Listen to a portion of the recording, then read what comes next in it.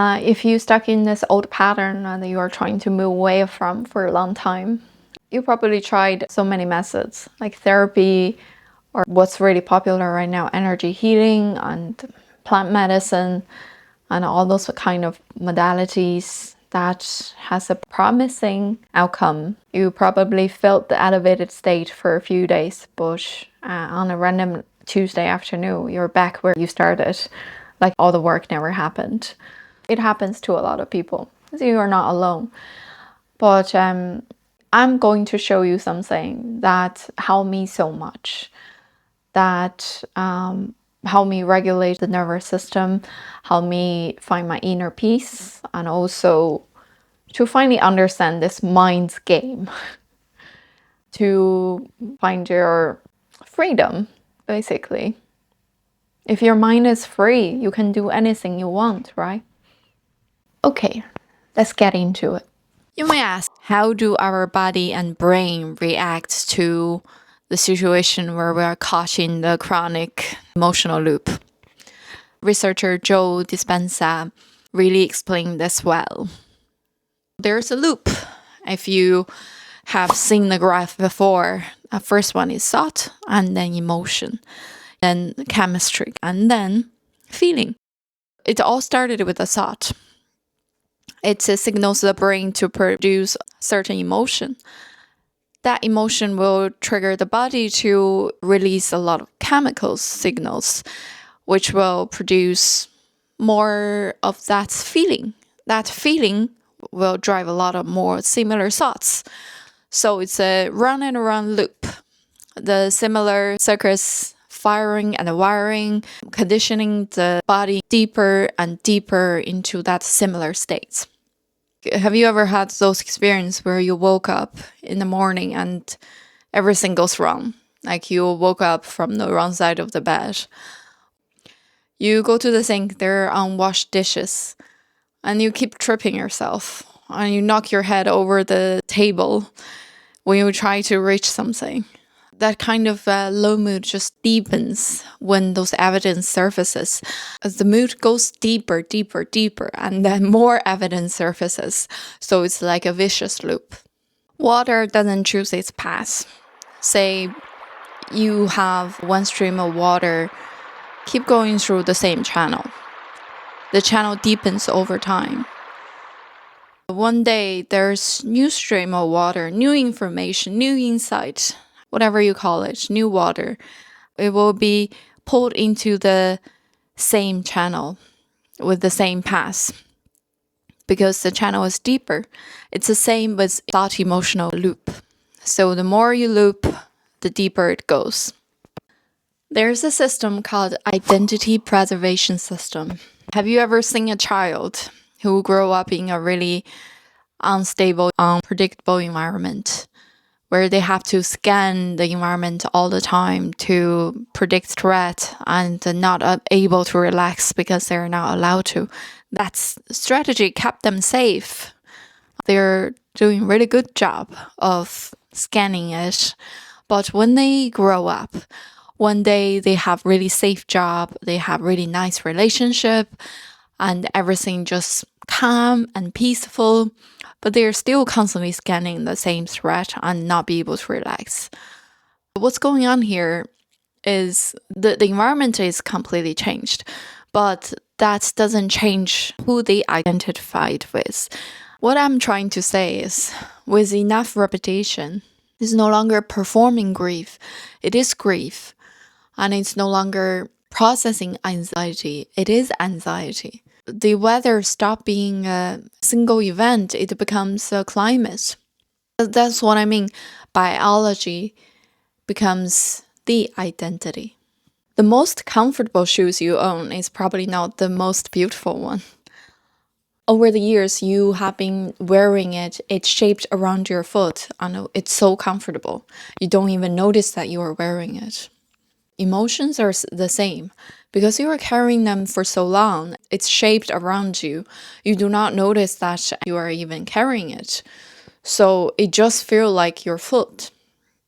It's kind of scary to let it go in that case because without it, who are you? It feels threatening to let it go, to face the void and a blank canvas waiting for you to splash more paint on. It is scary. We all know how we present ourselves in the world matters. Have you ever thought about it's mainly based on the past? If you are in this chronic state where you literally identify yourself as the pain, and the pain is your name, and you introduce yourself like, "Hi, I'm Jing. I'm a chronic emotional wreck."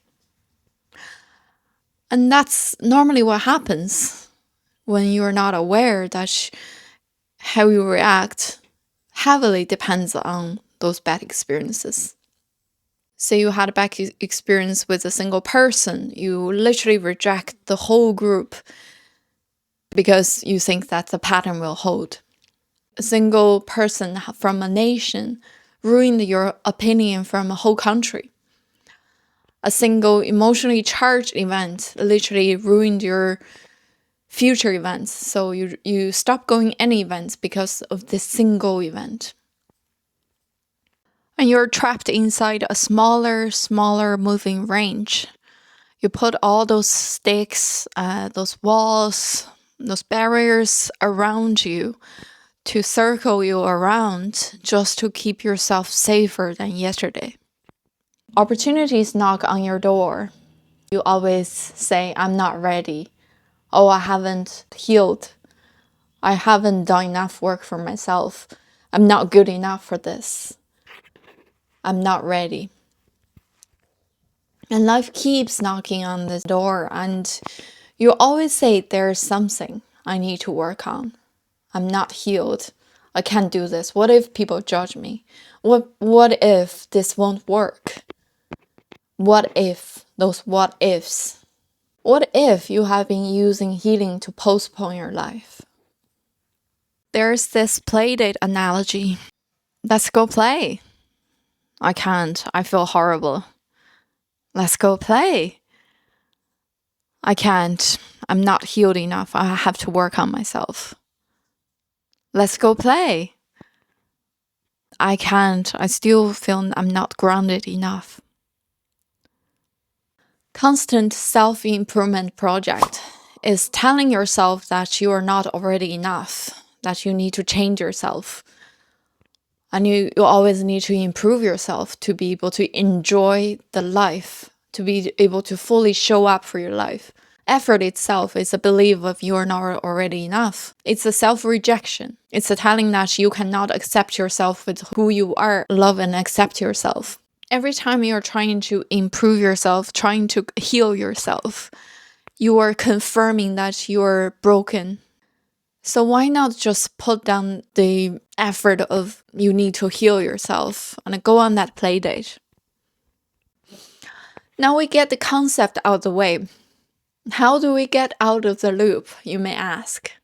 Every wave believe it's separate, and it has its individual height, it has a shape, it has a direction, it has a name if you want to give it one.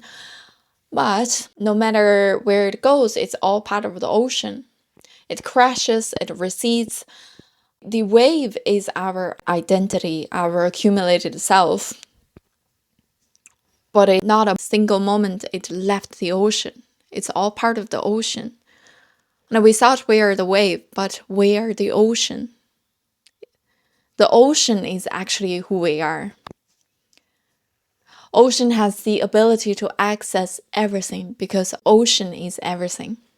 The key to receive from this ocean is to love and accept yourself. The quantum field, the ocean, the energy field, whatever you want to call it, that doesn't make you feel cringe. It's full of potential, and everyone is connected within this ocean. It's not your energy, it's our energy. It's not your potential, it's our potential. Only if you love and accept yourself, you have the potential to receive love, abundance, prosperity, you name it. Try to remind yourself wherever you can, whenever you can, that you're the ocean. There's no time, There's no space. There's no past, no future. There are ways to achieve it by meditating. There's one thing I want to add on that is you can try to meditate with the intention to try to connect to the collective ocean to be able to receive. Let thoughts pass by. It's okay if there are thoughts there. Don't be too hard on yourself when it passes by. Just be an observer. Slowly move to the state closer. Have you met someone like this? They have done all the healing work for years, maybe. They've been in the process of healing and trying really hard to work on themselves. They know exactly why the way they are and what happened to them. They know exactly which experience created which pattern. Their self-awareness is impressive. But despite all those work, nothing had moved. Talking about it kind of is a sophisticated way of keeping the story alive. Imagine yourself, you have been carrying a bag for so long that you forgot you were carrying it. Over the years, you have been handed over a lot of stuff to put it in your bag. From parents, from teacher, from a culture, from experience. You keep carrying it because that's the only thing that you know is when someone handed it to you, you accept. So one day someone asks you, do you know what's in the bag? You realize that you don't even know what's in the bag. The invitation is not to burn the bag. The invitation is to look what's inside and put it down. Because they're not yours to begin with. You don't have to finish healing in order to receive. But in order to receive, you need to make space for it. You can return to the collective everything that you've internalized and return to whoever it belongs or wherever it belongs. They're not yours to begin with. So you're not identified with your thought, your pattern, your identity, your wallet, your status, your ethnicity, your race, your color, your children, your pet, your flower. They're not who you are. And your goal is to achieve a state where you are no one, no belief, no thought patterns, no past, no future. You are just a consciousness hovering in the void, looking back, the universe, projecting a piece of itself into this experience called human being. Think about a person in your life who will attract good things effortlessly. They're not more deserving or more talented. They have this quality that is more open, more light, and a basic okayness, and made it very easy to receive. You want to recommend things to them. You want to introduce people to them. And you want to give them the news when you first heard them. That's not a gift, that's a frequency. And that started with how they hold themselves. There's a phenomenon in physics called sympathetic resonance. So basically, you hold a tuning fork and you strike it. It starts vibrating. And you hold another tuning fork that holds the same frequency. It starts singing as well. You don't have to strike the second one. Your stable and open presence works exactly the same. You don't have to negotiate for good things. You don't have to chase for good things. They just come to you. It's because you are holding a frequency that they are already at. The things just come to you. That's physics. You don't have a choice. The point is, stop holding your past performance as a human against yourself. What matters is now. Your openness, spaciousness, and stable presence is the anchor of the new reality.